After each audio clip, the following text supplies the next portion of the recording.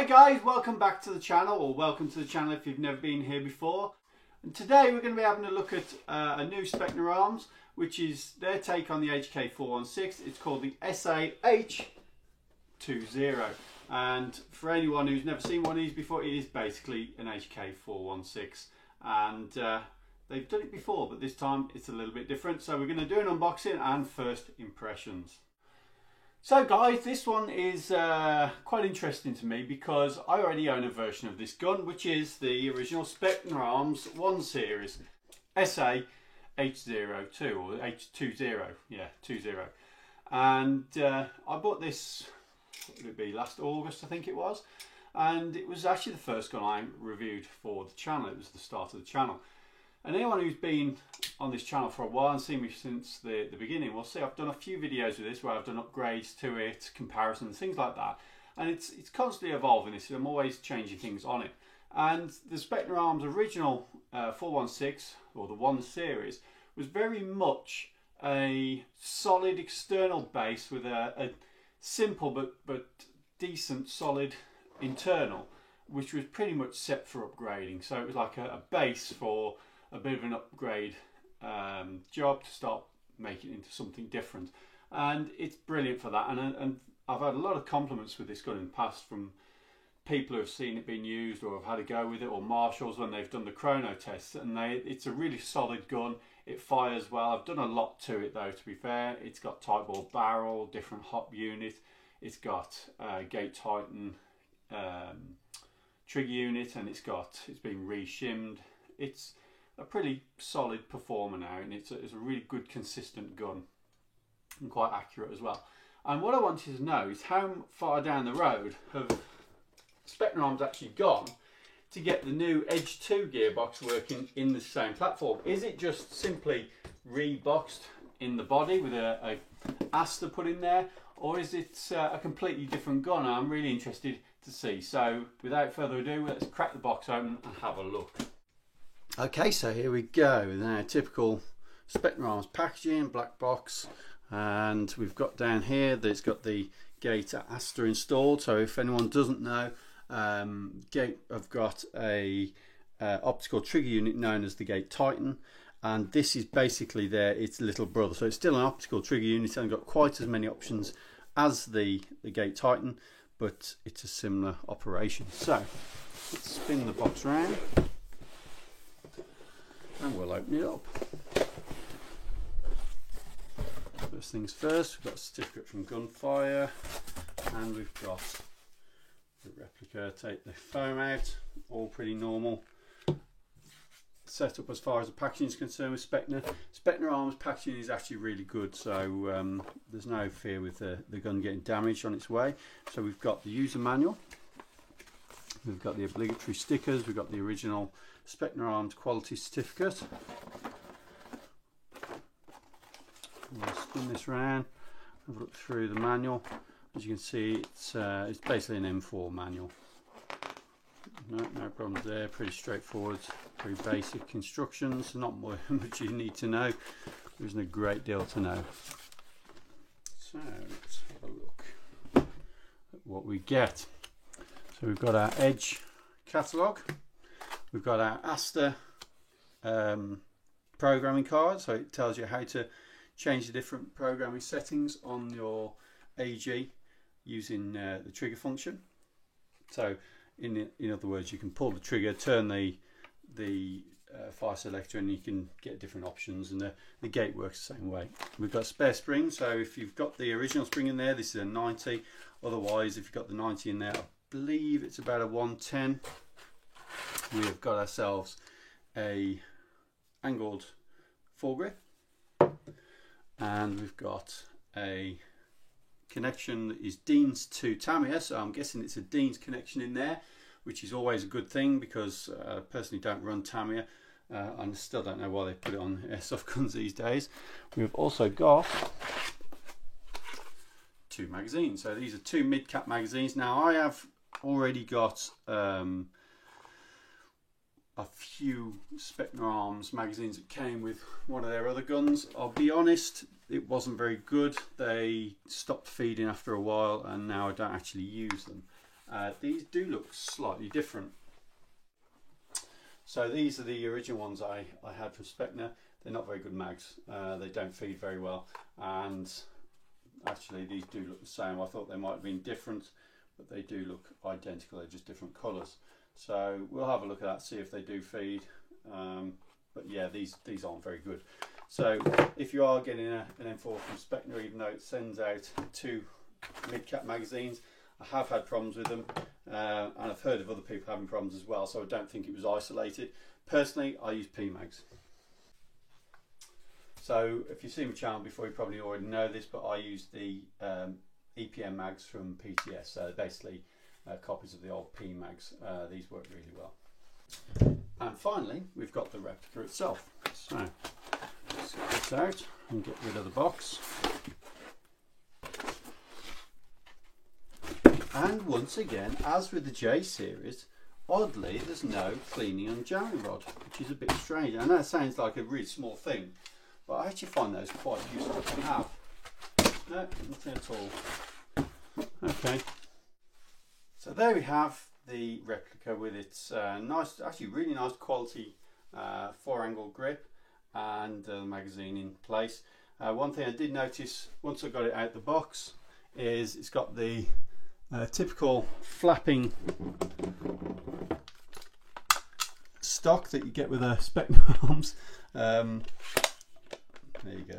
You can see it is really loose, but they're all the same. Literally all the Specna arms guns have this thing going on with the stock. I'm not actually going to mark them down on that. You know, it's always the same when you get one of these through, and it's really easy to fix, and I'll show you how to fix that in a minute. You literally put a piece of Velcro on top, so if you've never seen it done before, honestly it's so easy and it makes a world of difference. Another one of my Specna arms is the same. So this is another Specna arms gun of mine, and as you can see there's no flapping, no messing. The stock's solid on that, and that was the same. So it's a dead easy fix. I'm not going to mark them down on that. It's no big deal. So let's look at some of the features, and for a start let's look at the finish. So this finish is a lot different to mine that I've got already. So they have actually changed the body of this gun. I thought it'd be the same, but it's actually a little bit different. The finish on this is very matte coloured. It's got it's beyond satin even. I think it is quite a matte finish to it, and you can really feel that. Now it's supposed to be an anti-scratch coating that they've put on there. That's what they state on the website, so you know, I have no reason to disbelieve them. If you compare that to the one I've got already, you'll see it's actually quite a lot shinier. The finish is quite smooth, although it's a good finish still. I've not exactly treated this with kid gloves. I've shoved it in the corners of rooms, rested it up against walls, things like that when I've been out playing. So yeah, it's taken a battering and it's still holding up well, so I've no reason to believe this would be any different. One thing they have done is they've actually engraved the Specna Arms logo into here rather than having it sort of like silkscreen printed as it is on there.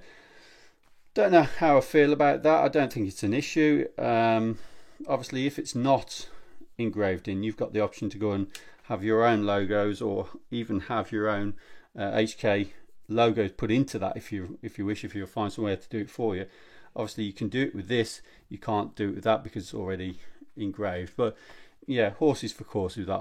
It all depends on how you feel about it. So the body and the front rail, these are, let's forget about the stock for now. These are solid as a rock, very well made. They link together really nicely, couple together nicely. There's no gaps at the front where the front rail meets the receiver. The externals on this feel really nice. There's no wobble at all between the upper and lower receiver. Really solid. The charging handle.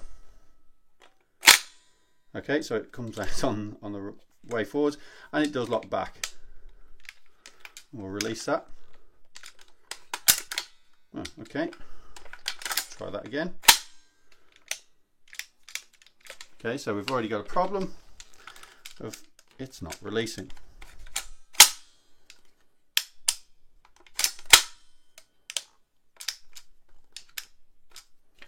As you can see, I'm pressing that and nothing is happening.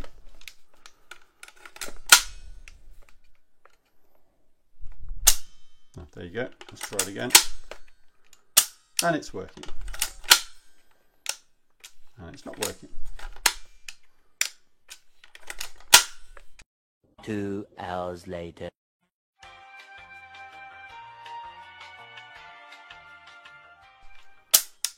Okay, so that's a little bit intermittent. So if I show you my other one.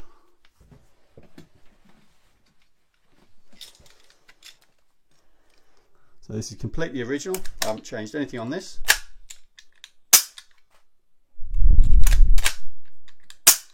So straight away, that feels a lot cheaper.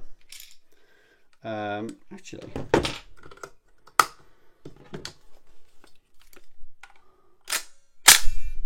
strange.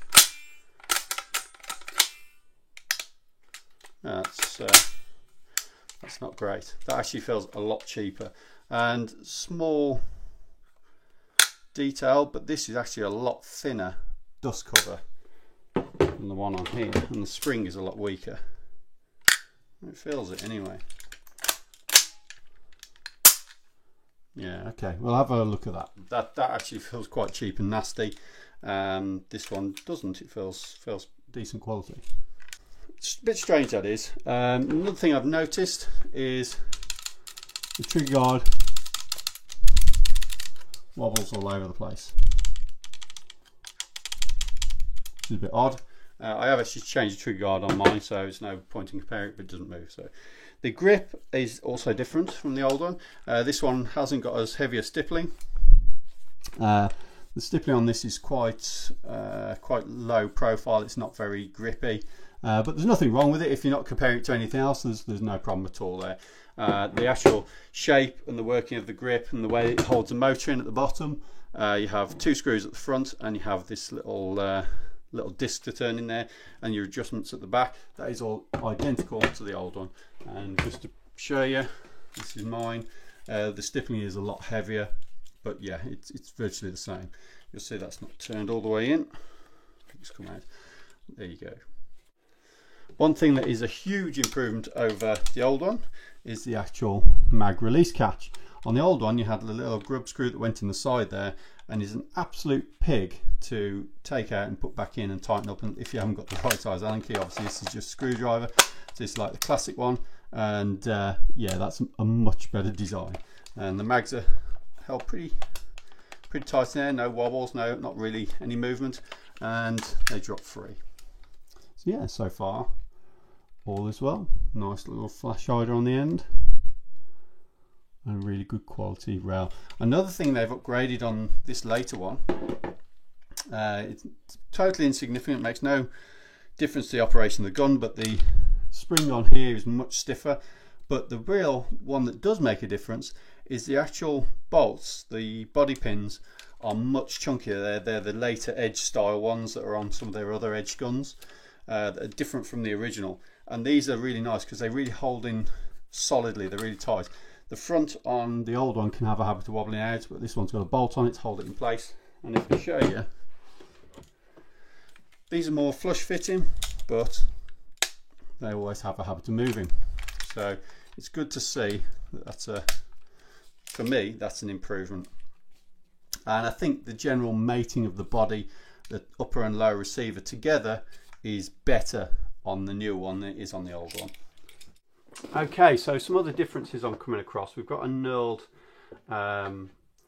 actual adjuster on the back here that holds your sling plate in place and creates tension on the buffer tube. That's quite nice. It means that if you're out and about and it's come loose for some reason, it shouldn't do, but if it has, it means you can give it a solid tweak up with your hands instead of having to have the special C-bolt to tighten it up, which is quite a handy thing to have. So that's quite cool. I like that. So yeah, the body looks really good. It's, like I say, it's mated together well. There's no movement. It's all very solid. Now, to put a battery in this, what you do is you go to the end here, you turn this, take it off, and you've got your battery connections inside. So if we just bring the stop back and pull the battery out, and there we have a nice Dean's connector, which I'm really glad about because I hate Tamiya connectors. It's good to see a standard Dean's, and that's because we've got the Aster, and all of Gate's sort of pre-wired stuff comes with Dean's connectors on anyway. So I've got a lot of experience with Gate MOSFETs and trigger units. I've actually got 5 Titans myself in different guns, as well as a Murph and a what was the other one? A Warfet. So there's a couple of Warfets knocking about as well.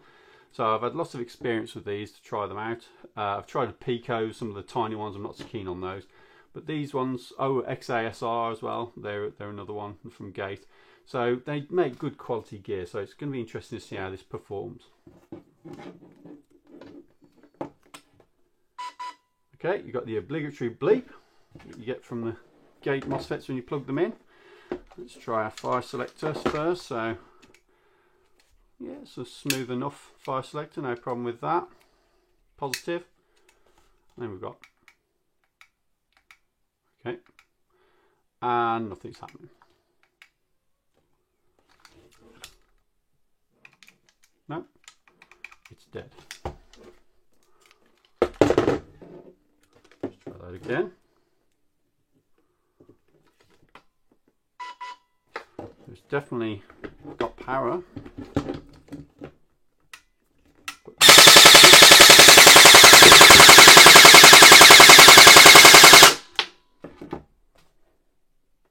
Okay.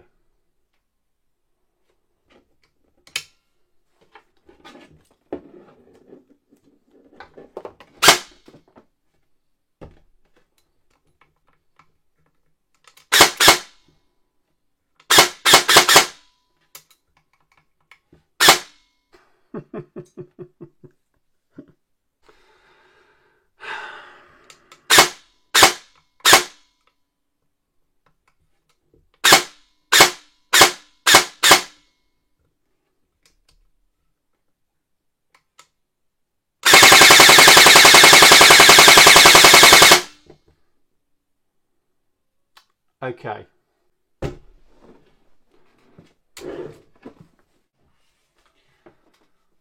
Okay, so you're a new player.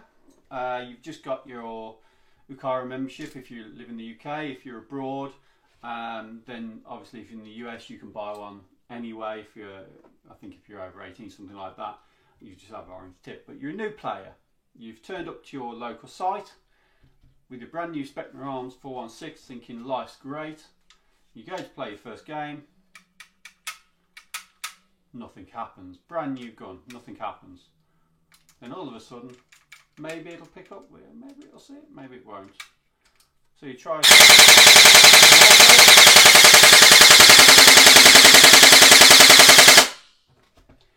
You're going to be unpopular really quickly.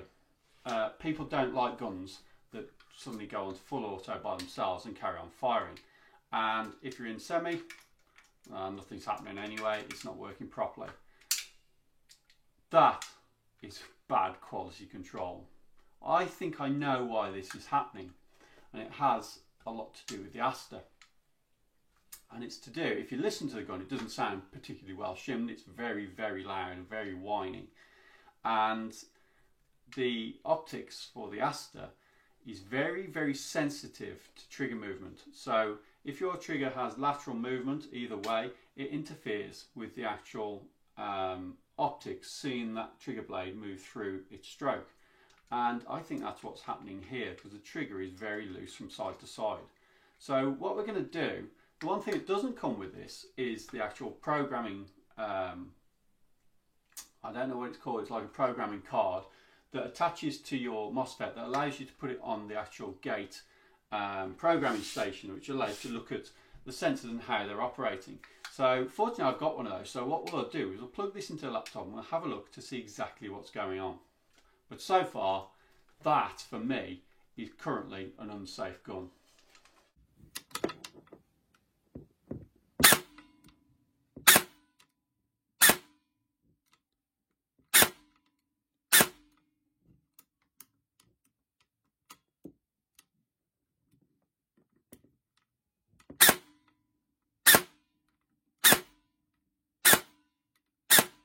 Okay guys, right, what we've got here is my laptop that I use for setting up the Gate Titans.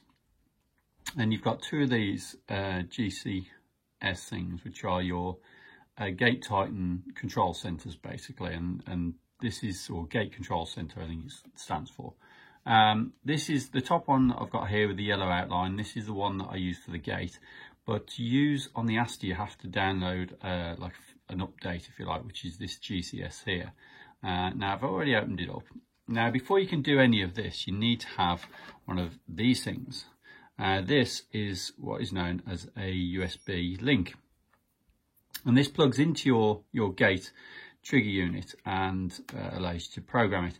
Now they are doing some kind of Bluetooth thing that you can use through your phone. I don't like using phones for this kind of thing because I always feel like they're always unreliable.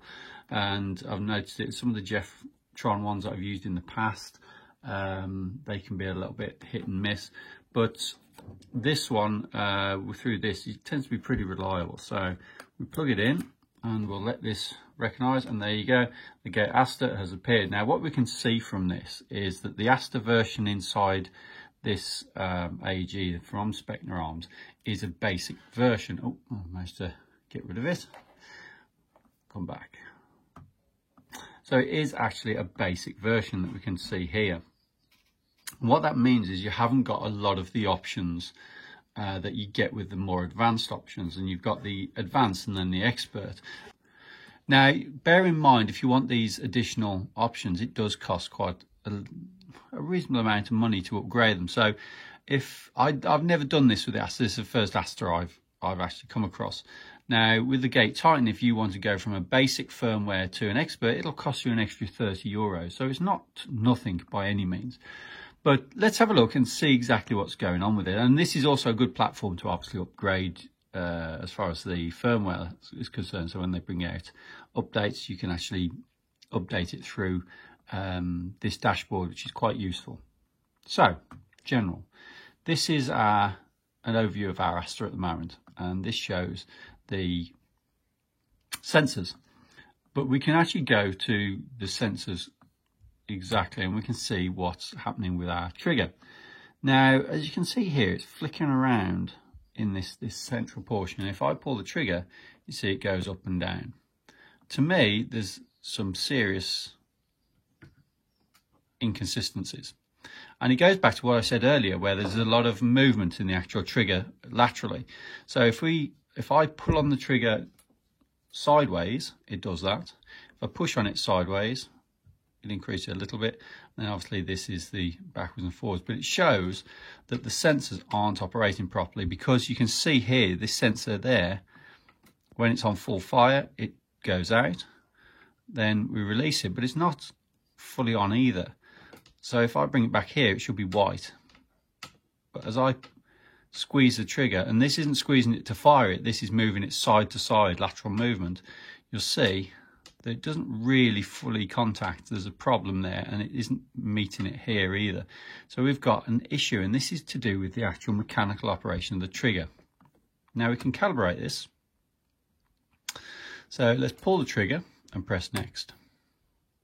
Release the trigger, press next, and we'll wait.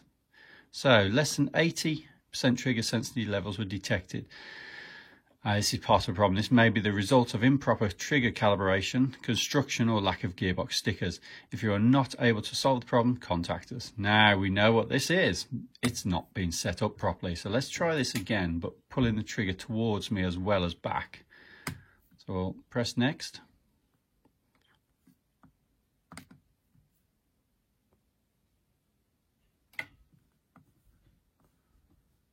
Okay, so it shows it hasn't actually worked. So just trigger and press next.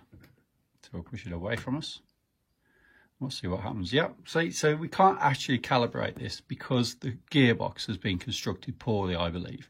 I don't think this is a problem with the Aster. I think this is a problem with the way the gearbox has been put together. So let's close that for now, but we can see it's still in the same position. So it hasn't really calibrated. It's exactly as it was before. So let's go to selector.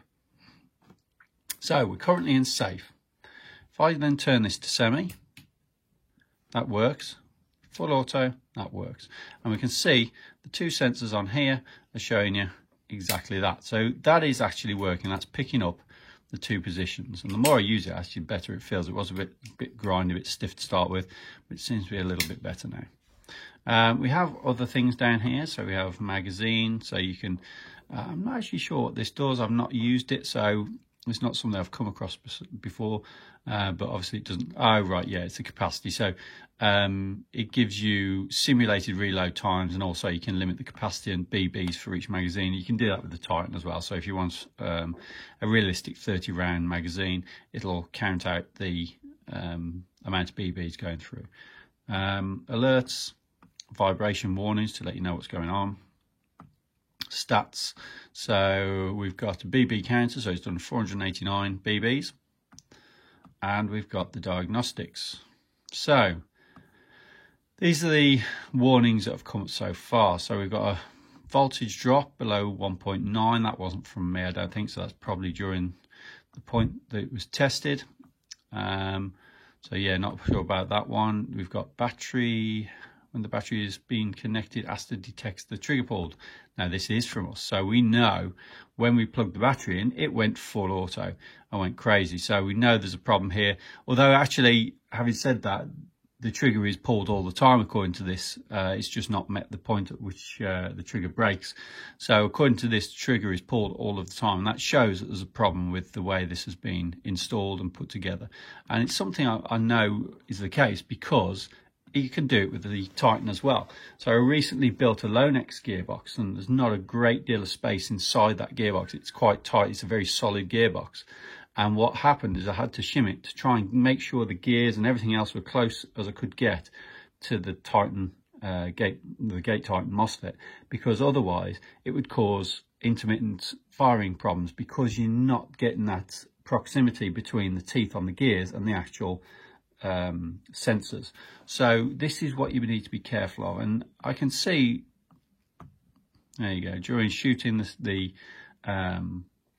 selector was changed. Well, we had to do that because it was going crazy, and it did not detect the sector gear. So that says to me the sector gear is too far away from the Aster's sensors, and that's very typical of these kinds of MOSFETs, internal MOSFETs. If they need to be set up perfectly, you need to get your shimming just right, but you've also got to get the space between the sensors and the gears just right. If you don't, you're going to come into problems, and that's exactly what's happening here. It's very, very typical of a bad build. And personally, if you're going to be putting this stuff into your AEGs, you need to be spot on with your gearbox builds, because you're just going to cause endless problems. Now, I think we can fix this, and we'll open it up and I'll show you guys how to fix it. But Specna Arms, pull your finger out, because this isn't really acceptable as a product sent out to the general public. So that's where we've got to, guys. It's a bit of a shambles, if I'm honest. It's not working properly. I actually think it's more dangerous than it is usable, and it's been poorly built. It's a poorly built gearbox. The externals are absolutely fine on this. The gearbox has been built by somebody with two left hands, I think. It's absolutely atrocious from what I've seen at the operation at Aster. But before we make a final decision, we'll take it out and we'll see if we can solve this. Well, I should send this back to the retailer, really. It's bad. No gun should come from a retailer new and perform like that. But what I'm going to do is I'm not going to send it back. I'm going to open it up and I'm going to show you guys how we can try and get around this problem and get it working as it should. Because it may be that you guys have bought one, or you get one and you think, you know what, I really want to keep it, I want to make it work. Then the least I can do is show you how you can do that. So let's get it in the workshop and let's get this thing apart. I was going to get this review done, edit it, and then go and wash my motorbike, and now I'm going to be in here messing with this thing. So thanks very much, Specna Arms. You've used up my Bank Holiday Friday. Okay, so a few of you guys asked me about wobbly stocks. As you can see, it's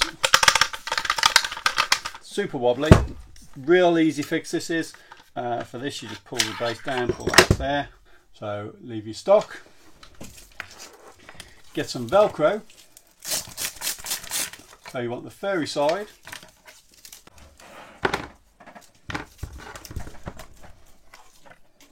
Snip a bit off, keep it nice and straight. Oh, it's not very straight. Maybe that's better.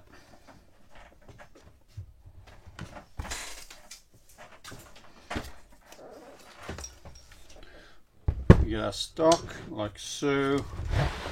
Try and keep it on the bench without going flying.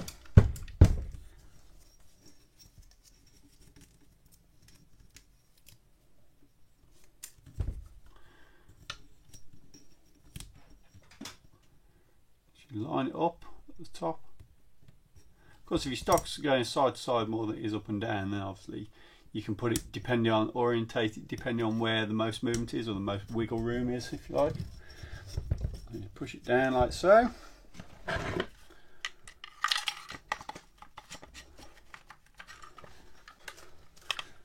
No wiggle, no movement, completely solid. Still operates as it was, but nice and solid now, no wobbling, and it makes me feel happy. So yeah, cool, that works perfect. So there you go, life hack of the day. And when you take it off, your Velcro stays there, and you can, I don't know, use it for soaking up moisture off your eyebrows or something, you know, whatever.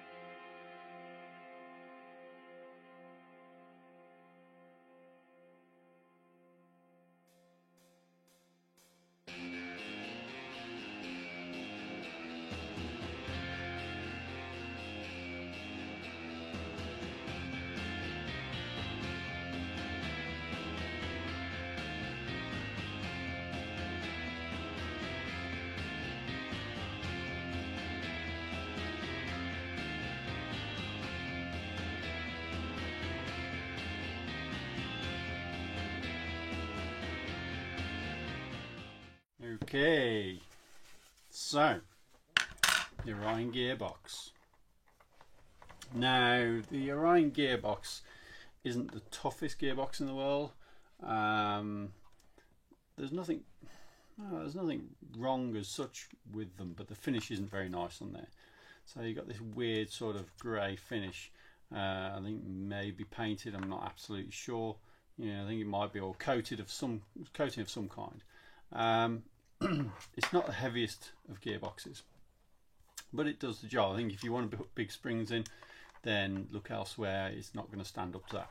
And to give you an idea of the difference in the gearbox, so I said I was using or doing a build with the Lonex gearbox the other week, and that is quite different. So if I have actually got another Lonex gearbox here. So that's a Lonex, and you can see the finish is much nicer, but this thing is much heavier. I mean, it's a much chunkier gearbox in comparison to this. I mean, this gearbox without anything in is probably not far off the weight of this thing. So this thing's pretty solid. So that's what I mean when I talk about the difference in the gearbox shells. And that's where this isn't quite so tough. Other things that I recognise from the old Orion gearbox, so the what would it be, so the Edge 1, if you like. So this is the Edge 2. The cylinder looks the same. It's a bit as the piston's moving with the cylinder. The cylinder's a bit loose there actually, but we'll look at that in a sec.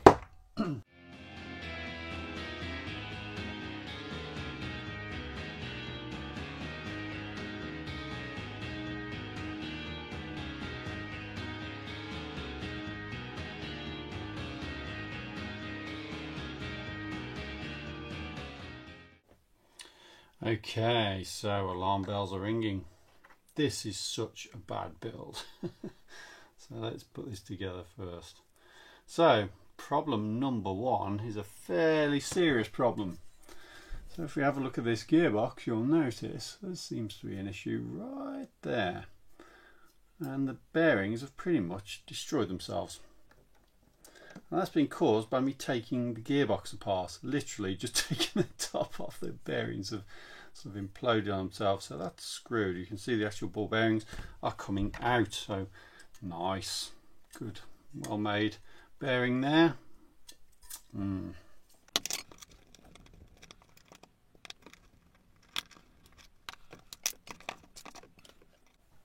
So this is the Aster. So this is the part in this gun that you're really paying for in many ways. So this is your electronic trigger unit. Now let me tell you this for free.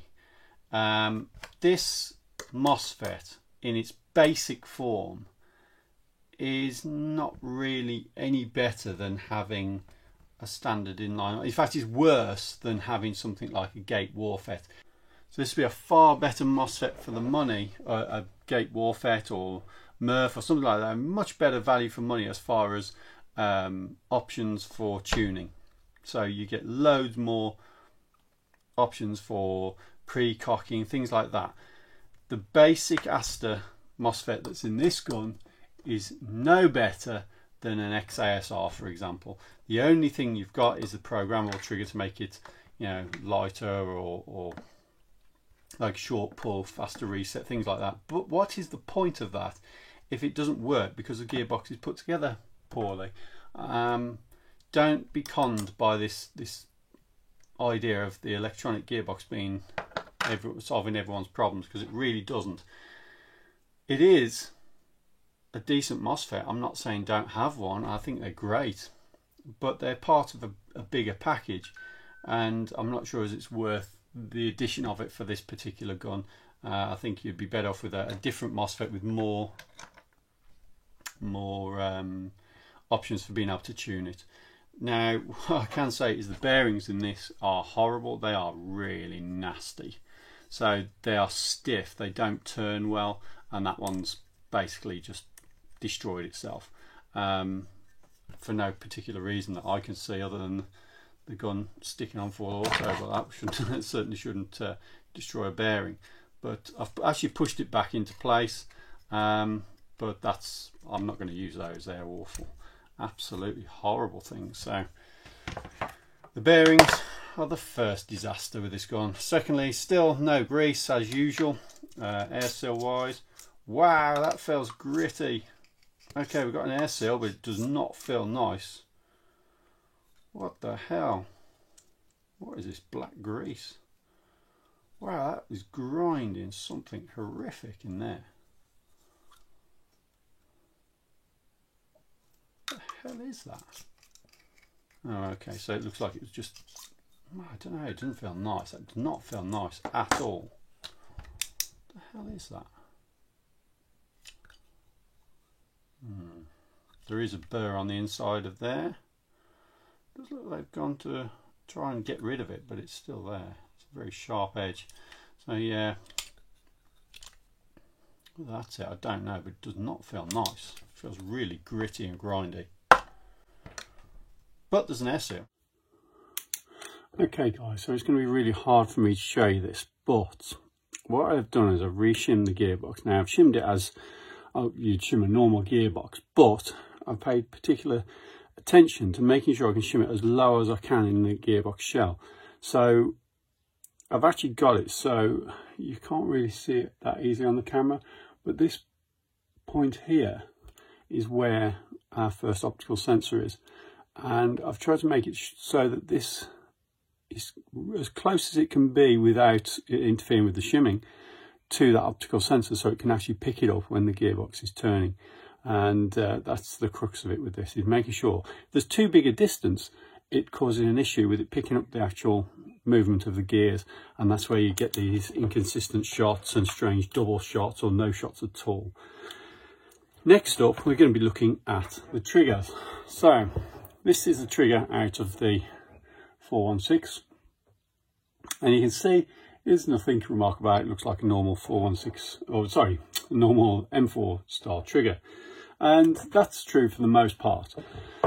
However, there are a few differences. So if we look at this, this is a standard version 2 M4 trigger. So if I put them side by side, the first thing you'll notice is there's actually a little bit of a cutout in the back of this trigger here. And the reason for that is clearance for the gearbox, so that it can actually reach, this part can reach the area where the optical sensor is. So they've just chamfered a tiny bit out of there to allow it to move back a bit further. And if I put it into the gearbox, you can actually see that. So if I fit this into here, obviously it'll have the spring on, and you've got your movement on your trigger. Now it's a really poor fit, it wobbles around a lot. Now if I take this one, which is a steel trigger, it's a better quality trigger, you'll notice, because it hasn't got that notch in the back, there's very little movement on it, and in fact it's not really usable as it is. It might work actually, but it's not really, I wouldn't put it together like that without at least trying. But the fitment is better because it's a better made trigger. So if we then measure it, just to get an idea of how it differs.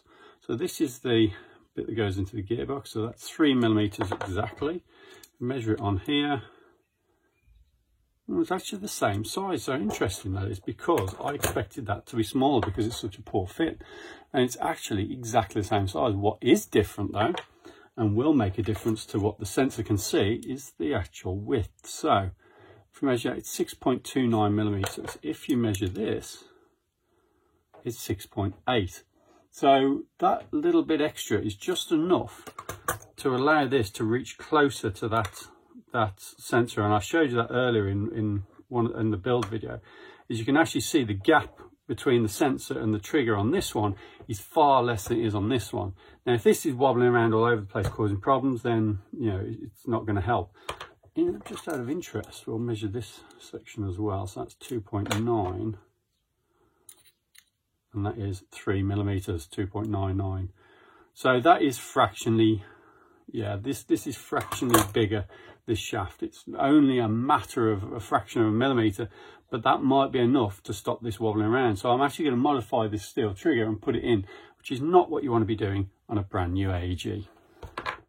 So here's the gearbox. It's obviously still in bits. I've not put it back together yet. There's no air system in there. But it doesn't matter, because we can still test the sensor to see if they're connected. But the difference is we've got to try and make it so it's not too bright when we do it. So I'm actually going to put it inside a box just to take some of the light away from the natural sensors, because they don't like seeing natural daylight as you're trying to work it, because it can interfere a little bit with them. So what we'll do is we're going to put it together, plug it in, and we're going to see if the sensors look any better. So let's have a look at selector plate. We don't care so much about that. I'll go crazy in a minute anyway. So that's the trigger currently. Now if we push that forwards, right, so that's saying it's fully on now. So if you pull the trigger, nothing happens. So let's see if we can do something with this. Come on, you. Let's try and calibrate this now. So pull the trigger in and hold it. Press next. Now we release the trigger. Press next. And see what happens. And there you have it. We have a working trigger. By using the steel trigger out of a G&G for what it's worth. But we've got control over when it fires now. So small amount of movement and it fires and then goes to full extent, and back it's at 0. That is a huge improvement over what we had before, simply because the trigger blade meets the actual sensor. And if I pull it one way or the other, it doesn't matter, it still operates. Even though there's still a little bit of lateral movement, it still operates perfectly fine. It's because it's a little bit of a shortfall there, and I push it down and it makes it back up again. But yeah, that just proves that as long as the blade's reaching the sensor, it will still operate. Okay. So now we need to move to the others. So now we're going to move to the gear cam. And if I rotate it, we're trying to find it picking up the sensor as it rotates. There you go. So it picks up the gear and then it changes. So it goes another full rotation, turn it, picks it up, and then disengages. So it says to me that that is actually operating correctly. So you should get rid of some of the odd, I'll rock it backwards and forwards. There you go, and it's seeing it. So hopefully that should get rid of the odd firing where it goes into full auto and out of control, or when you get the 3 shots when you're only going for 1. So hopefully that should resolve that problem as well. So there's been lots of things I've spoken about that are a little bit negative. Things I want to say that are positive: nozzle with O-ring in, great, no problems with that. The actual tappet plate is absolutely fine. I know it sounds ridiculous, but tappet plates, you know, rubbish ones can stop your gun from working, so yeah, no problems with that. And all the way the externals are held together is actually pretty good, so I'm not complaining about any of that.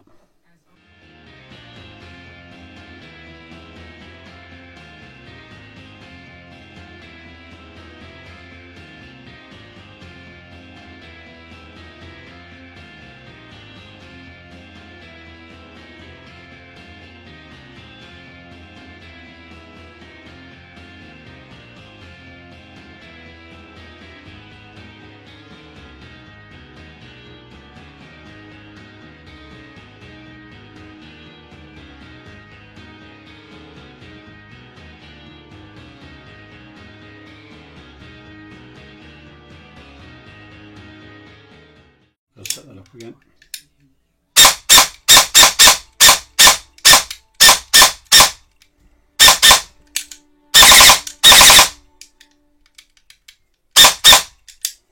Okay, so that works. All we've got to do now is plug it back in and recalibrate the fire selector, and we'll be good to go. Okay, so the gun is now back together, and it was working fine earlier. The gearbox is cycling, it's working as it should. So now all we've got to do is make sure the fire selector's in the right position. We plug it back in again. There again.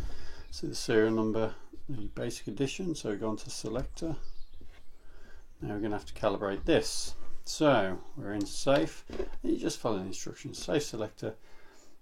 So we'll switch selector to safe and press next. So we're in safe. Next, we switch it to semi. And then we press next. Now we switch it to full auto. We press next. And that's it. So let's switch it back, see if it's working. So now we're in safe, semi, and auto. Just so you can see that at the same time as well as being on the screen. So that's safe, semi, auto. So should be good to go. We'll just check the trigger contact. So again, you can see there's nothing on there at the moment, nothing showing on the screen. Pull the trigger, and there you go, that's your 5 point there. 5 point, 5 point, 5 point, nice and consistent, and then it returns to 0, and that's the main thing, it returns to 0. So it doesn't need to fill the whole bar, but it does have to return to 0. And that 31 there, that is your 5 point. Now you can calibrate that and mess around with it if you wish. We can do that now. So pull the trigger and press next. The trigger is pulled. Next. Release the trigger. Next. And we wait for it, and there you go. So we've adjusted it. It's actually self-adjusted a little bit more, so it's slightly sooner. It's at 28 in the range. So again, 28. 28, 28. So sorted. So we've got our fire select, we've got our trigger. Now it says pre-cocking on there. I don't know. Can we have pre-cocking on?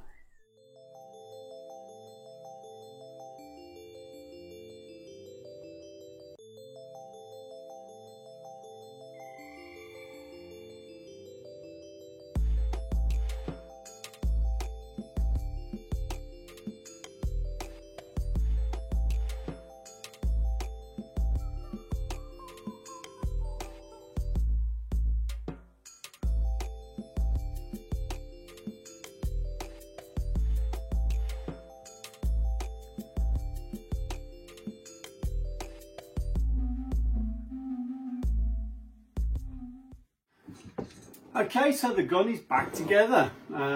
As before, the externals are all okay, no wobbling, no flapping around. The stock no longer moves around because I showed you that little mod with the Velcro. What I will say is this mock bolt is so soft, it's just really bad. I took it apart and it was all bent, and I put it back together, straightened it all out, put it back together, and it's bent straight away. It's so soft, you can't do anything with it. I'd suggest just replacing that or taking it out. It's not worth the trouble, because you're going to end up stuck in a game where you can't open it because it's all tangled up and you can't adjust your hop. So that needs something doing with it. The rest of the externals are absolutely fine. The stock is an oddity, so just bear in mind with this gun, if you want to do some customization, you can't change this top receiver because it's very much tied in with the quick change spring and the stock. So to get to the quick change spring, you literally screw this off, as you've just seen in the video. You screw this off, push it in, turn it, and the whole of the stock tube comes off. It then gives you access to what looks like a bolt, and you unscrew it, pull it out, and that is your spring guide, and it brings your spring out. So if you wanted to change possibly even the lower and the upper, if you want to have any kind of customization with this gun, you're really going to struggle beyond changing the front grip. But to be honest, or front guard, I should say. But for most people, that's not going to be an issue. The rest of the furniture is actually very good. The grip's okay, it's nothing to get excited about. There is a big gap between the grip base and the actual gearbox, which I'm never too keen on because it always makes the motor alignment a little more sketchy, but it's okay. So now if we put it onto semi, works fine. Put it on full auto, also works fine. It's still a very loud gun. The gearbox is quite loud. You could do something about that, but you'd mean changing quite a few of the internals and the bearings, things like that. But I've tried the motor heights, I fiddle around with it. The shimming is absolutely spot on. It has to be for the Aster to work. And yeah, I think it's just a loud gun. Some of them are like that. And generally, it's now fine. But the thing comes back to, you bought a brand new gun. Do you then want to spend an afternoon trying to make it work?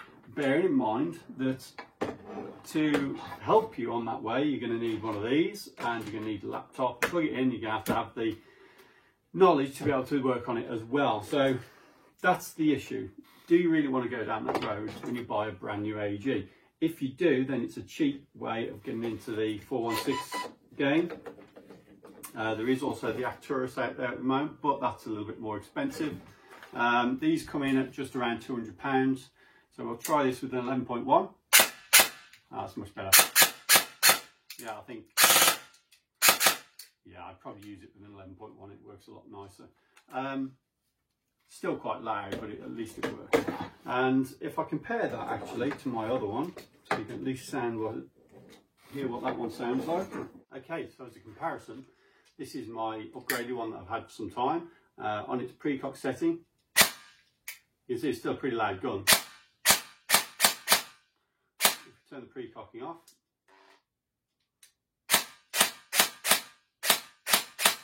there's not that screech from it. But I've changed a lot of the internals to get rid of that screech. So all in all, it's not that bad. And before somebody says, oh yeah, it's your motor height that's making it screech. No, it's not actually. It's because I've messed with that a lot to try and get it spot on. And the motor height is actually just right.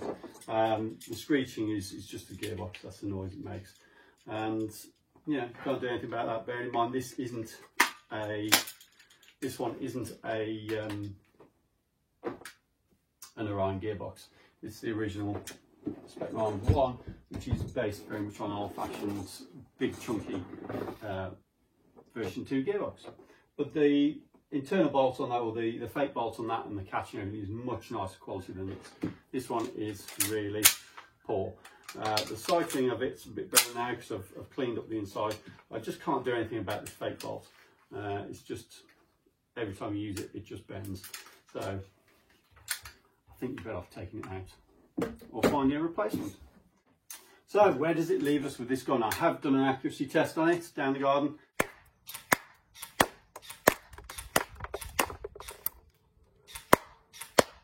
The hot rubber is okay. I was using 0.5s.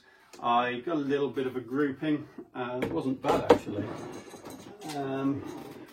Using iron sights again because I've got no scope on it. A little grouping here, which actually isn't bad at all. and then the others were a little bit of flyer, but that's with the hop just, you know, slightly set up a little bit to throw 0.25 and using the iron sights at 20 meters. So that's not the worst, to be honest. It's actually not that bad. And before I change the hop and barrel, I probably will give it a run just to see what it's actually like at distance. I did have to apply quite a lot of hop to get that 0.25 to fly. So, you know, things all being equal, I'll probably change out the barrel, the hop unit and the hop rubber. At the end of the day, that's where they cut costs to try and save a bit of money. So, would I suggest you guys go and put hard-earned cash into this gun? In its current state, it depends what you're after. If you're okay with teching, you don't mind taking it apart, you've got the bits and pieces to actually do it, you've got things like this that you can plug it into and do a diagnostic and check the actual Aster, then, and you want a cheap 416, you're not too worried about having to do those things, then by all means go for it. If you want a gun that works straight out of the box, no, steer clear. It's not worth the risk. You may get one that's perfect, that comes out of the box with no problems at all. The guy in the factory did a good job putting it together, or guy or girl in the factory, should I say, did a good job of putting it back together, built it well, shimmed it well, and the Aster's set perfectly. If that's the case, then you're onto a good thing and you're going to be happy. If you got what I would call a Friday afternoon gun, which I've got, and you've had to take it apart and redo the lot, and you're not into doing things like that, you're not sure about doing that, you just want a gun that you can take out the box and play with, just don't bother, steer clear, because you could end up with an absolute nightmare, and you don't want that. Nobody wants that. Just to note, one thing worth thinking about, I just heard a rattle. Actually, the inner barrel wobbling around inside the outer barrel, so it might be worth sticking an O-ring on there just to keep it still, because that's not great for accuracy, I'll be honest. Another thing I noticed, the hop unit does move a little bit, so it slides from side to side, which isn't ideal. It will affect your accuracy. It's not really tight in the chamber, or what would be the chamber. It does move from side to side a good couple of millimeters, and that is going to affect your accuracy, and it will become worse over time. So I certainly think an aftermarket hop unit may be a good move with this. So, you know what, it just goes to prove that the sum of component parts doesn't make a good gun. What makes a good gun is it being put together well. The component parts are just marginal gains, as I often say. It makes the overall gun a little bit better if it's done right. If it's done badly, it makes not a scrap of difference. In fact, it can make the gun worse, which it did. So in this case, if you put a traditional trigger unit in here instead of the Aster, you wouldn't have had a problem, it would have fired. Because it's the Aster, it needs a little bit more careful setting up, and it caused a problem. I actually don't think these MOSFETs are suitable as out of the box if the guns aren't made properly. They're a better upgrade option than they are a straight out of the box, because the factories aren't putting the time into the construction of the guns to make them perfect. And that's the problem, they throw them together. And in that scenario, something that takes such precise measurements as something with an optical sensor, it's in the wrong place really. It's not the ideal audience. So just bear that in mind. The quick change spring, is it really a big deal? Not for me, because once you've set in the UK to your FPS limit, which would be just under, well, between sort of 328 and 350. 350 is the limit for these sort of as fully auto. So is a quick change spring really of benefit in this aging? Not really. It doesn't make a lot of difference to me. Once I've set it, I've set it. I'm not going to do anything with it again.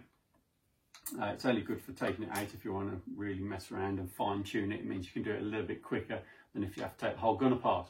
But that said, this is an okay gun, and that's all it is. It's okay. So one last trick I've got to perform, and that's to do a chrono, because we haven't done one yet.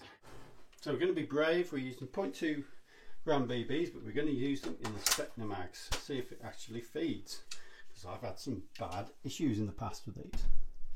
Let me turn that slightly so I don't knock everything over. I find 0.2 gram BBs, then 100 spring.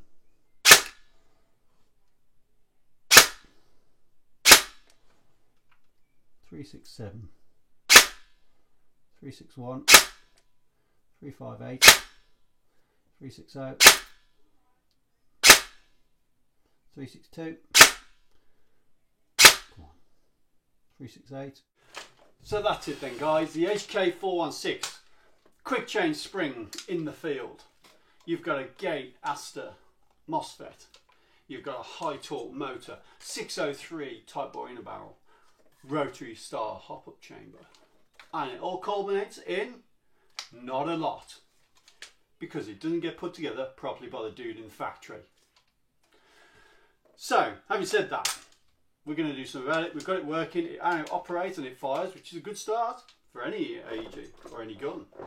So, do you guys want to see me do some more with this? I'm thinking about sorting out a stupid bolt, get rid of that and do something with that mock bolt. I'm going to put a Geisley rail on this maybe and make it look a bit funkier. Or maybe I'll just throw it in the bin and carry on using my old one. Tell me what you think, what you want to know and what you want to see with this gun. Do you guys want to see me do something with this gun so you can feel like, you know, maybe it's worth buying, maybe it's not so bad after all.